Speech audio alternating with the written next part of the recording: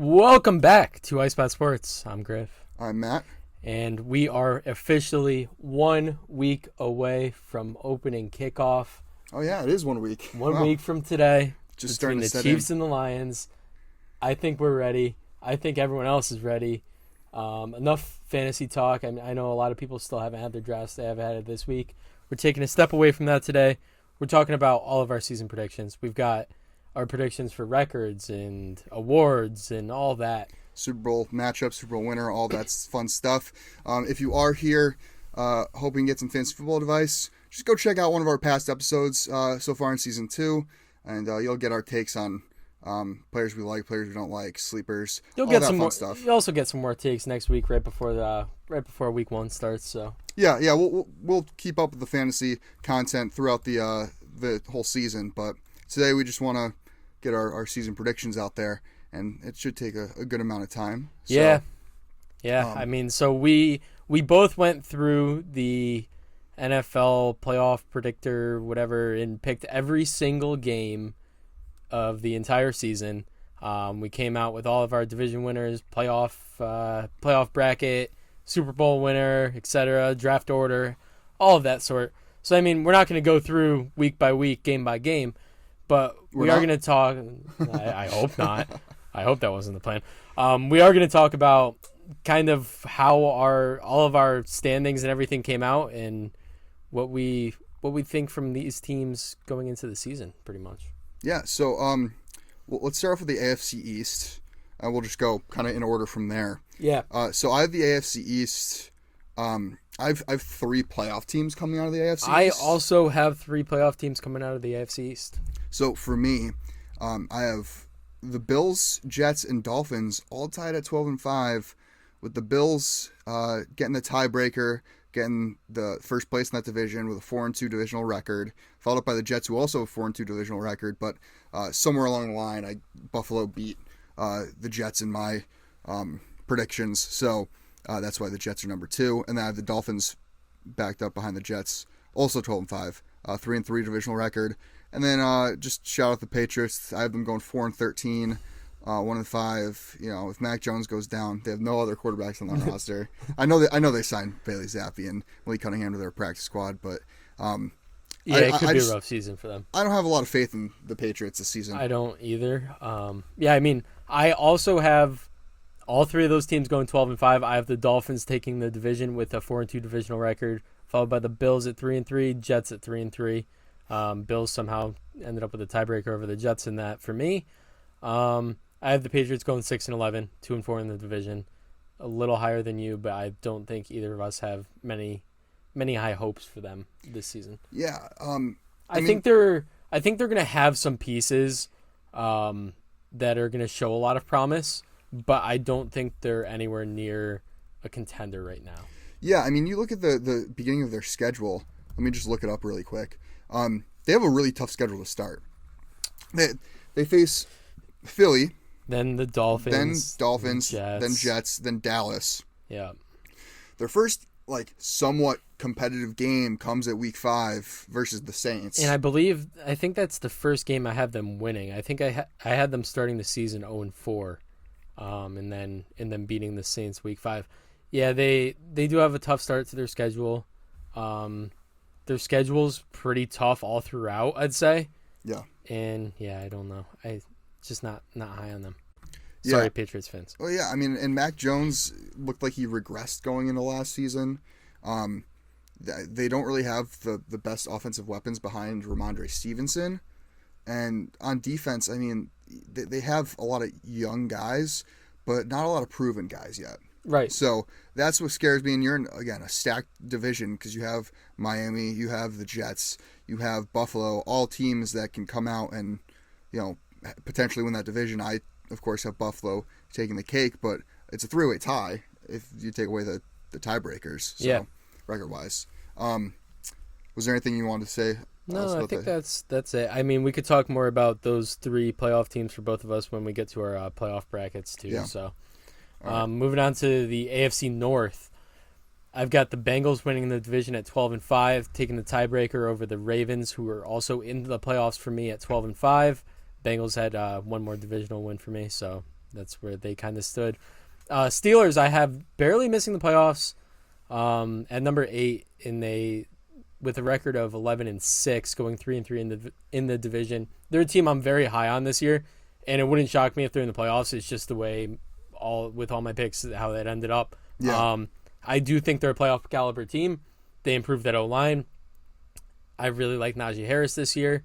I like Kenny Pickett. I think he showed some promise last year, especially his connections with the younger guys like George Pickens.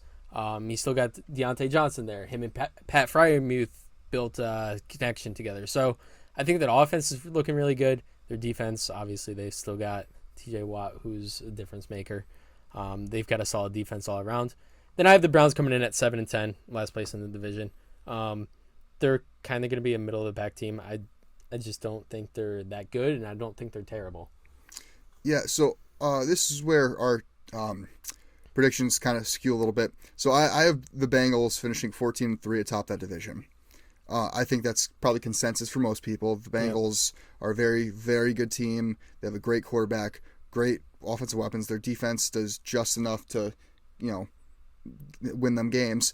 But I have second place in that division, the Pittsburgh Steelers. I know you had them missing the playoffs, but I'm really high on the Steelers this year. I think Kenny Pickett's going to take that next jump.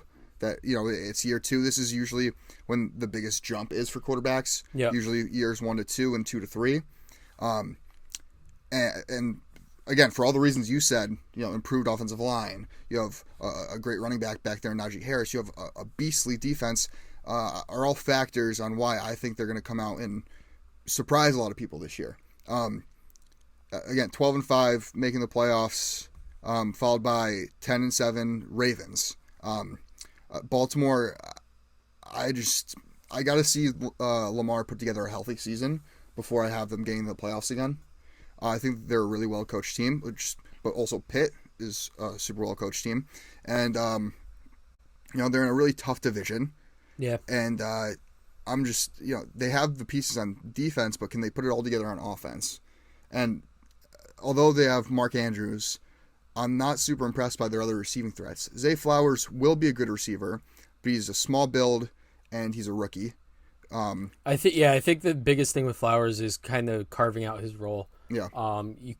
I don't know what kind of role he's going to have with that team just because of his build. Right. He doesn't really profile as a slot receiver, no. But he's also small to play on the boundary, like on the outside. So, I mean, yeah. I don't know. Kind of wait and see with him, I guess. But, I mean, then you have Odell Beckham Jr., who is a giant question mark in the health category because he hasn't had a healthy season in however many years. It's been 3+ years since he's had a full healthy season.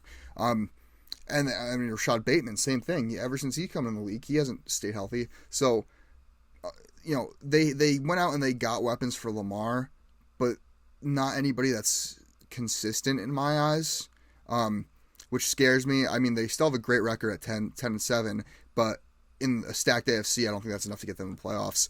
And then in the last place, well, if you can call it last place, I have the Browns going 9-8, a little better than you. Mm-hmm. I think, again, the Browns are another team with a really good defense. They have a great running game with Nick Chubb. It's going to come down if Deshaun Watson can, return to his form that he was several years ago coming into the league. Yep. So, those are my rankings for the North. Then we got where are we going now? AFC West? South. South? Yep. South. AFC South. I got the Jaguars winning the division at 11-6, going 5-1 in the division. The only team over 500 for me, followed by Titans and Colts both at 7-10, Texans at 4-13. I think this is the Jaguars' division to lose. Mm-hmm. And I had a stretch where I saw the Titans I had in first place for a little bit and kind of fell off towards the end. But, I think this is Jacksonville's division to lose, like I said. I think the offense, we've talked about them enough already in the last 2 years now, where you got Trevor Lawrence, stud, Travis Etienne, who's really coming into his own. Last year was basically his rookie season. Yeah. And then you add Calvin Ridley, you have Christian Kirk, Evan Ingram, solid O-line, solid defense. I think they're a well-rounded team, and I think they're a team that's going to be making some noise for the next several years. I agree. I think they're going to have a really good season. But they don't have the easiest schedule, which is why I have them going 10-7. I have them just beating out the Tennessee Titans for first in that division. A lot of people think Jacksonville's going to run away with it, but I mean the Titans, as long as Derrick Henry can stay healthy, they added DeAndre Hopkins, so you have two really, really good offensive players. Their defense has always been competitive in Tennessee. Yeah. Vrabel's a great coach. I mean, the Titans at 9-8 seems about their ceiling for me, though. I don't think they're going to win more than 9 games. I agree. But they're also a team like we're also talking about a team like you mentioned, well coached. They're a well coached team, right? And we talked about that all last season. Yeah. And how even though last year like their team, there wasn't much talent there. No. Vrabel kept them in the games. Right. And he's just that good of a coach, and he's going to keep them in games. They're going to play every opponent pretty tough, I think. I just don't think they're good enough to be a playoff team. Yeah, what scares me about Jacksonville is their defense, and their defense and their young team. So yes. Again, they're going 10-7 in my predictions, just because I worried that they're gonna make those mistakes and have those slip ups. But to round out my predictions for that division, I have the Texans going 3-14, the Colts going 2-15. I don't think the Texans are going to be particularly good this season. I think they're still a year or two away. I agree. And Indianapolis, I mean, as of right now, it looks like Jonathan Taylor's not going to play for them, even though they didn't trade him. Doesn't mean they're not going to trade him. But Anthony Richardson's so raw still. They're throwing him to the Wolves. You have a defense that they've regressed over this offseason, and a rookie head coach. I think 2-15 is maybe a little low for them. Maybe they'll win one or two more games than that, but I don't have high expectations for either the Colts or the Texans this season. Yeah, that's fair. And then rounding out the AFC, we got the West. I have the Chiefs finishing at 12-5, winning the division. Every other team is in the playoffs. I have the Chargers and Broncos both going 9-8, and then I have the Raiders at 6-11. Chiefs, I mean, I don't see a world where they don't win the division. They're still one of the best teams in football, and they're by far the best team in that division. I think a lot of people are way too high on the Chargers. I think they're a solid team. I don't think they're that great. And we talked about Staley enough last year to know why. Right. Broncos, same thing. I mean, Broncos I could have been a little higher on. I think you have Sean Payton coming in. I think that's going to really benefit Russell Wilson a ton. I just don't trust them enough to win those tougher games, to go out and beat the Chargers twice, to beat the Raiders twice, to beat the Chiefs. Like I just don't know. And that's why they kind of fell in that 9-8 range. I could see them finishing with 10-11 wins potentially, but I don't know. Yeah, I'm agreeing with you. I think the Chiefs win that division.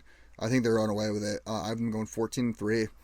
And I have them being the only team from that division making the playoffs, as I have the Denver Broncos running up second at 11-6. Now, the thing with Denver is they bring in Sean Payton. I think he's going to come in. I think he's going to fix Russell Wilson. I think he's going to make them a really, really solid team. I don't think they're going to be fantastic, but I think they're going to be very, very good. They're going to win games.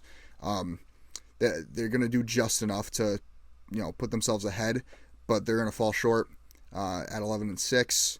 And then I have the Chargers 9-8. Again, I'm totally with you. That's why I have the Chargers going 9-8, is because of Brandon Staley. Yeah. I think he is the only thing that's holding the Chargers back from being a playoff caliber team. And then finally, I have the Raiders going 1-16. I think they're going to be abysmal. I don't think they're going to be that bad. I mean, Jimmy Garoppolo, if he can even stay healthy, that's a big question mark there. You have Josh McDaniels, who hasn't really looked that good. I mean, their offensive line, the O-line doesn't really impress me. And you look at their defense, like who's really flashy on that defense aside from Max Crosby? I see them winning more than one game, though. Yeah, I mean, I was probably a little too harsh with them. But again, I was going through every game, and I was looking at it, and I was just like, almost every team that they faced seemed better than them. We're going to start calling Matt the Raider hater. Well, wait till you see my Cardinals prediction. Where do you want to start in the NFC East? Yeah. We'll start at the East. I have your Eagles going 14-3, winning the division. I also have the Cowboys making the playoffs at 10-7, and I have the Giants making the playoffs at 9-8.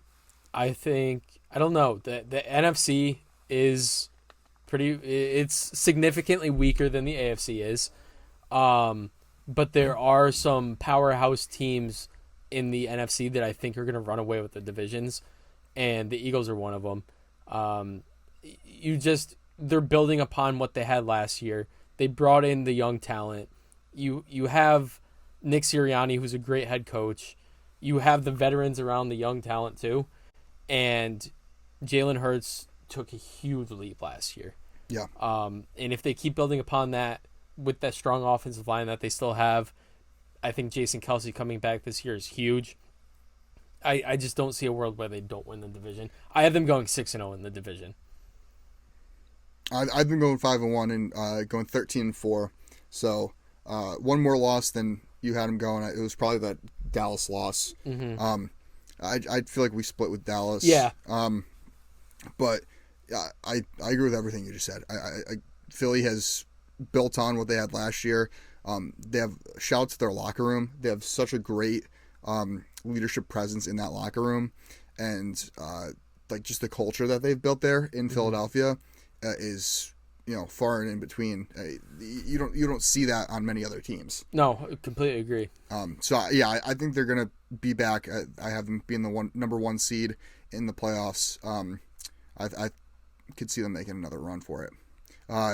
I have the Giants and Cowboys tied at 11-6. I have the Giants just edging out Dallas. Okay. I think the Giants are a team that's going to take a big leap this year. You look at Daniel Jones. Yep. He's never had like a true receiver or receiving threat in that offense, like a solid one. Now he has Darren Waller. As long as Darren Waller can stay healthy, I think this team is one of the best. I'd say a top 5 team in the NFC. And we saw what maybe. And we saw what a healthy Saquon could do. Right. And their offensive line is just getting better. Yeah. That defense, I mean, Wink Martindale is a great defensive coordinator. Brian Daboll is a great head coach. I'm honestly a little scared of the Giants going into the season just because of how much potential they have. I think their only downside is going to be if Waller goes down, they don't have a plethora of receiving options. They have a bunch of guys, but nobody really that stands out to me. I think they have some guys in that receiving room, mainly Jalen Hyatt, that could really break out. Yeah. But also at the same time, I think their biggest concern should be keeping Saquon healthy. Yeah. And managing his workload because you're going to need him. You're going to need him in those close games. You're going to need him down the stretch when you need to win games to get into the playoffs, and then you're going to need him in the playoffs. And I think that's what it really comes down to for them. Yeah, and they shocked a lot of people last year by even making the playoffs and then taking down Minnesota in the playoffs, right? Yeah. So, I think they're going to build off of that success that they had last season. I think Daniel Jones could finish this season as a top 10 quarterback. I agree. I think he has all the intangibles between coaching and talent around him to do so. And I haven't talked about Dallas yet, nor do I really want to talk about Dallas. 11-6, I think, is pretty fair for them. I mean, their defense is going to be really, really good this year. They added Stephon Gilmore. You already have Micah Parsons back there. They've added through the draft. They got Mozzie Smith. I think they're going to be a force to be reckoned with. But having Dak Prescott at helm, I was going to say Dak needs to be significantly better. It's going to go one of two ways. He's either going to do amazing because he has that pressure of Trey Lance behind him now, or he's going to stink up the joint and pull Carson Wentz and panic under pressure and lose all confidence and suck. So I don't know which way it's going to go, but I think they're still going to be a good enough team. I mean, you have Tony Pollard, you have a great offensive line. 11-6 is fair for them. And then I have the Commanders at 2-15. I don't think I mentioned that. So yeah, so do I. I have the Commanders also at 2-15. They have a lot of faith in Sam Howell. I don't. And you're in a really difficult division. It's the same thing with the AFC West with the Raiders. Yeah. You're in a really tough division already. Yep. And you're not a great team. You're not a great team. You don't have the best quarterback. not even a competent quarterback. Yeah. So it might be a rough year for them. yeah. NFC West. I thought we were doing the NFC North. Oh, we'll do North. Okay. I have the Lions winning the division. Restore the roar. I have a lot of faith in that team. I have a lot of faith in Jared Goff. I think he showed that last year. And that whole team really came together towards the end of the season. Dan Campbell is building something special there, I think. I agree. And I think long term, you still got a young team. You've got Amon-Ra St. Brown. Jameson Williams will be back after his suspension. You get that deep threat. Defense, Aiden Hutchinson. You add Jahmyr Gibbs. You bring in David Montgomery. It's going to be a fun team to watch. I have them going 11-6, winning the division. I have the Vikings going 10-7 in second place, also making the playoffs. Then I have the Packers at 9-8, just missing out, and then the Bears at 7-10. I think it's going to be a competitive division. Feels like it is every single year. The last couple of years, sure, the Bears have not been a very strong team, but I think they're building something good over in Chicago too, and I don't see them really stinking it up as nearly as bad as last year was. But I still think this comes down to the Lions and Vikings. I don't think the Packers are there just yet, and I could be wrong. Jordan Love could come out and be a stud, but I don't have enough faith in that offense to put up enough points to compete in some of the closer games. Yeah, I also have Detroit winning that division. They're the 3 seed according to this predictor. Yep, me too. But they're 10-7. The funny thing is, I also have 2 other teams 10-7 in that division. Second place, I have the Vikings. I have the Vikings and Lions both 4-2 in their division, 10-7 record. In third place, I have Chicago 10-7, but a 2-4 divisional record. I think Justin Fields is going to take a little bit of a leap this year. Not as big as the one as like Jalen Hurts took going into last year, but I think he's going to be a lot better of a passer going into the season, especially now that he has a weapon in DJ Moore, like a solid receiver one. I think they've added a lot to their defense through free agency this offseason, that they're going to be a competitive team. I have them just missing the playoffs because I think they're going to suck in the division, because I agree. It's a tough division. Yeah, it's a really tough division, and I say all of these teams match up with each other really well. All NFC North divisional rivalry games this year are going to be a lot of fun to watch, because you might as well flip a coin. I think when I was going through the divisional games in the NFC North, it was basically like home field advantage there. Yeah. Like for me, it just came down to who's the home team. I think they match up better. Like Packers at home, you can't really doubt them. Right. It kind of came down to that for me. So yeah.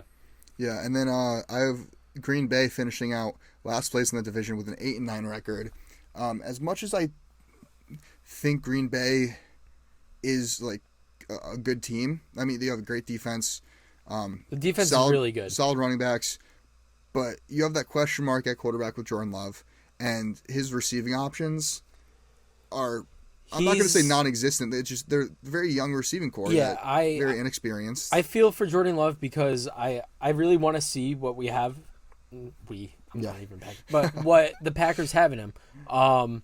And I do think Jordan Love has a lot of talent and could be a successful quarterback in the league. 100% but it comes down to the fact that he doesn't have the guys around him to set him up for success. And I think the Packers have done a very, very, very bad job of setting up the future after Aaron Rodgers. And I think that's going to show early on in this season until Jordan Love can, build those connections with those younger receivers like Christian Watson, Romeo Doubs.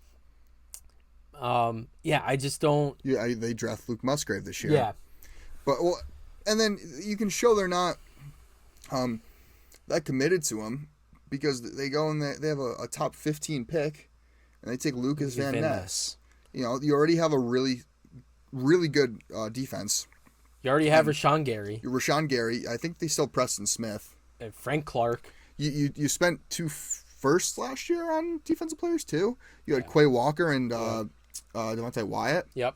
So you keep beefing up this defense, but you got to score points somehow. And if you're not going to give Jordan Love anybody to throw to, how are you going to expect to throw points or score points?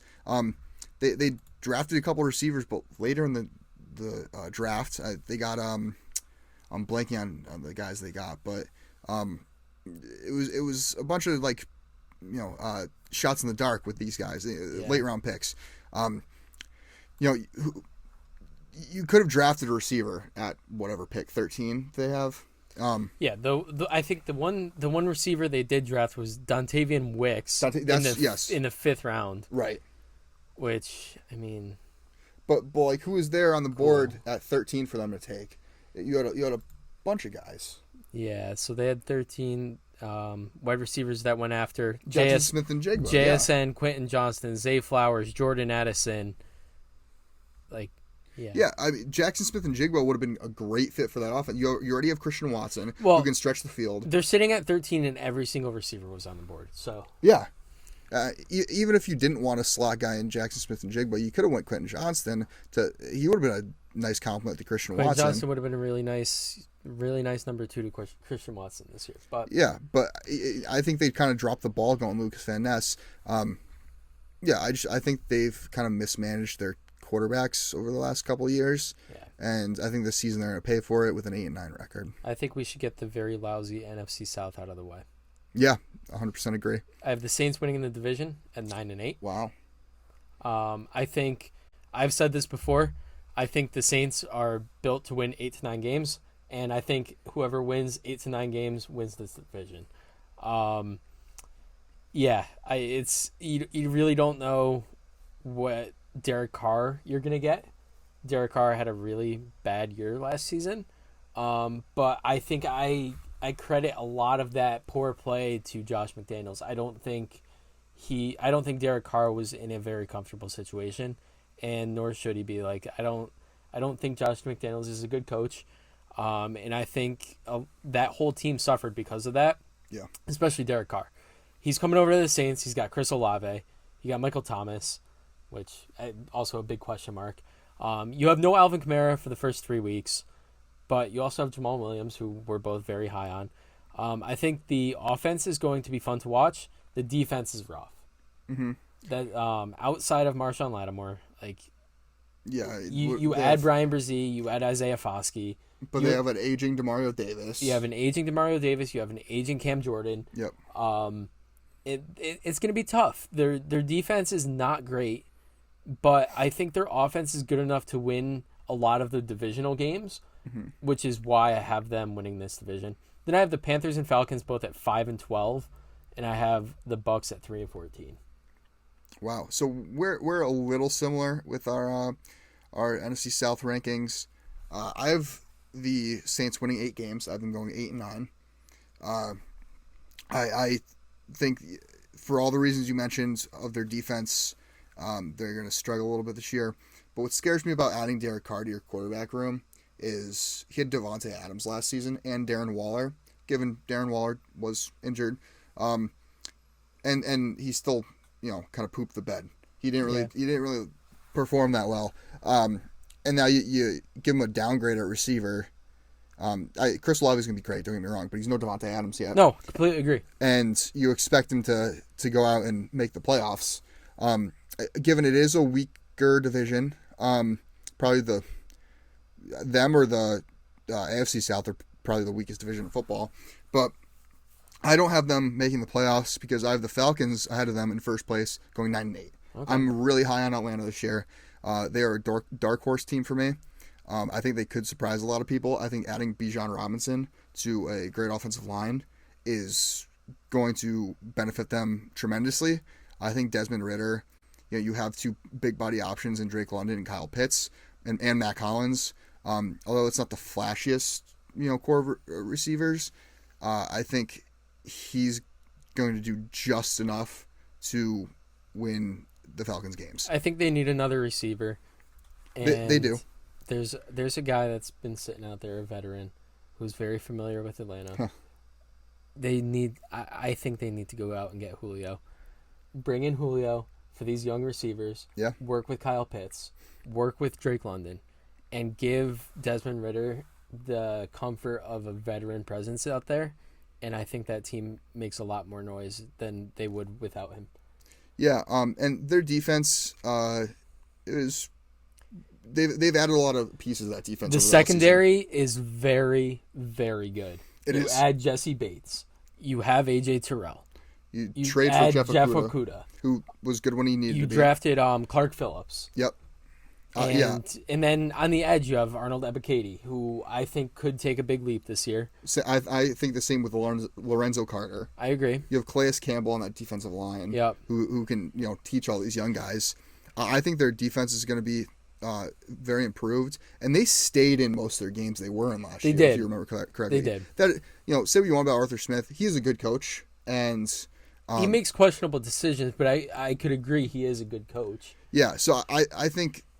For that, I think they have a better coach there in Atlanta than Dennis Allen is in New Orleans.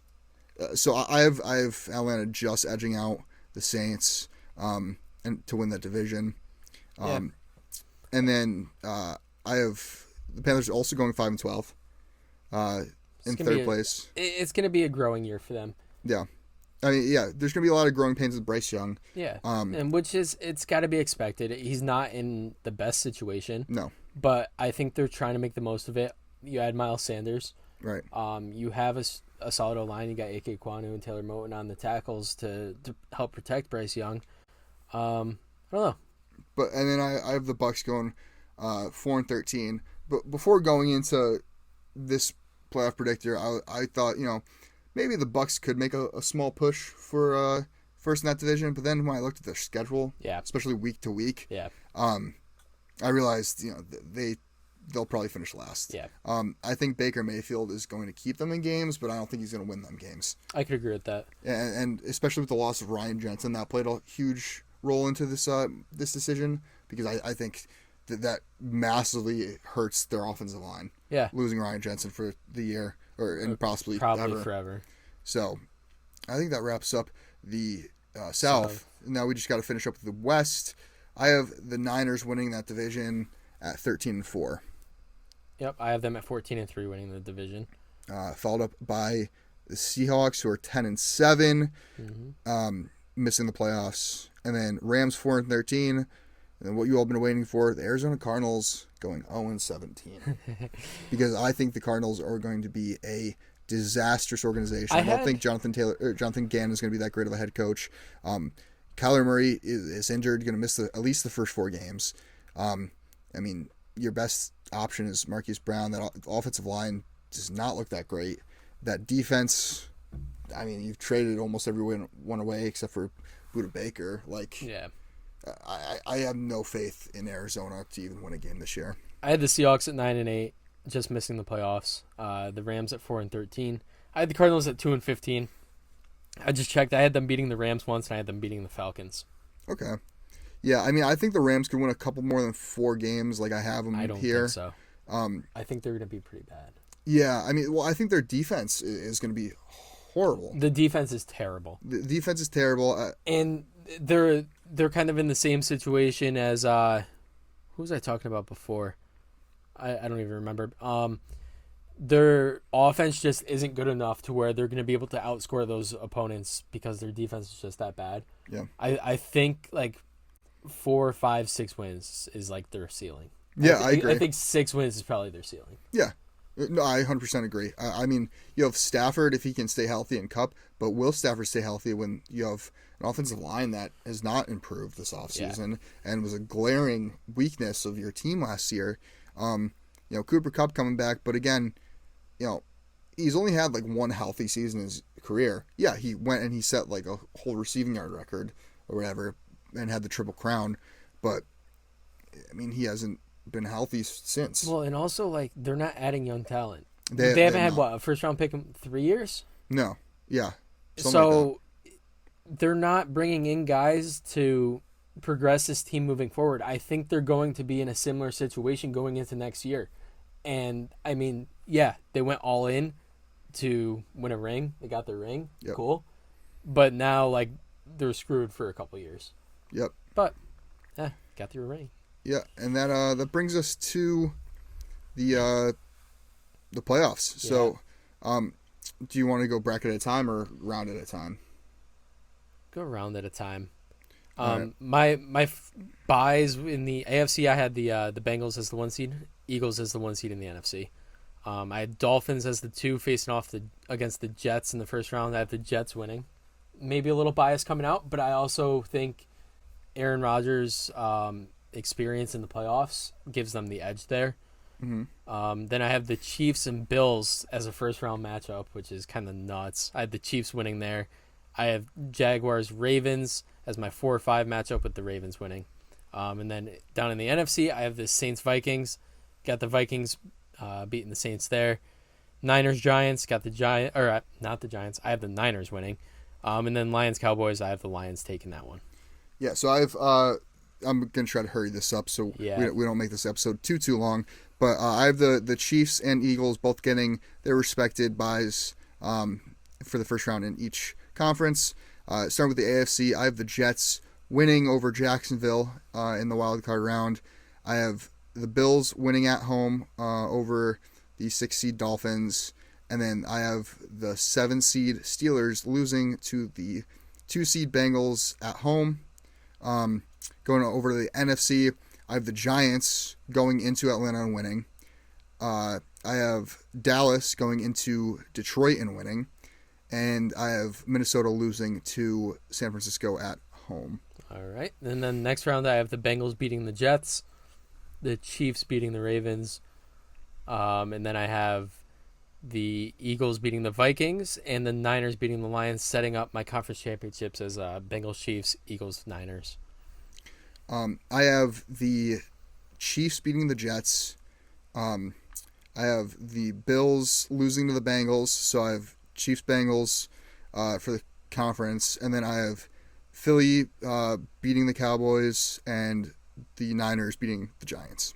Yeah, so we have the same conference championships. Yeah, Chiefs, Bengals, Eagles, Niners. Yeah, and then I have the Bengals beating the Chiefs, and I have the Eagles beating the Niners. I think you have the exact same. I do. And we both have the same Super Bowl champion, your Philadelphia Eagles. Yeah, and I mean, I almost feel guilty as if I'm being biased with that, but they're such a well-rounded team. You look what they did last year, and pick. they only improved. So, I mean, I don't think it's unrealistic to say the Eagles are going to win the Super Bowl. And then we can do a speed round for our award predictions, and then we can wrap this up. Yeah. So start off with our MVP of the league. I have Patrick Mahomes winning MVP. I have Joe Burrow. I just can't count out Mahomes. Offensive Player of the Year, I'm going with the old trusty Justin Jefferson. I'm going Tyreek Hill. I think Tyreek Hill goes over 2,000 receiving yards. I like that a lot. Defensive Player of the Year, I think I picked him last year. I'm going Micah Parsons. I'm going TJ Watt. I think he's a large piece of that Steelers defense, 100%. And I think he gets over 20 sacks this year. Offensive Rookie of the Year, I'm not going Bijan. I'm going Anthony Richardson. Interesting. I'm going Bijan. I think Bijan easily gets over 1,400 rushing yards and probably over double-digit touchdowns. Defensive Rookie of the Year, I'm going with Christian Gonzalez. I think he has a very strong year in that Patriots secondary, which they had a pretty solid secondary last year. Mm-hmm. Adding a guy like Christian Gonzalez, who was my favorite corner in the draft, I really think he's going to take a big step in the NFL, have a couple picks, and yeah. Yeah, I really like that Christian Gonzalez pick. I went in a little bit of a different range. I went Jack Campbell for the Lions. I love that too. I was a huge fan of him coming into the draft. I was shocked that he went in the first round. He's definitely a first round talent. I just thought he'd fall to the second. Just because of positional. Just because right. But I think that Lions defense, he's going to command that, and you have Aiden Hutchinson already that they took last year in the first round. He's going to be a playmaker, but I think Jack Campbell is really going to be the hero back there. Reminds me a lot of Luke Kuechly. Yeah. And then for comeback player of the year, I have the favorite in Damar Hamlin. Yeah, Damar Hamlin's probably going to win it regardless, but I didn't want to pick him. I'm going to go with Russell Wilson. Yeah. Let's ride. All right.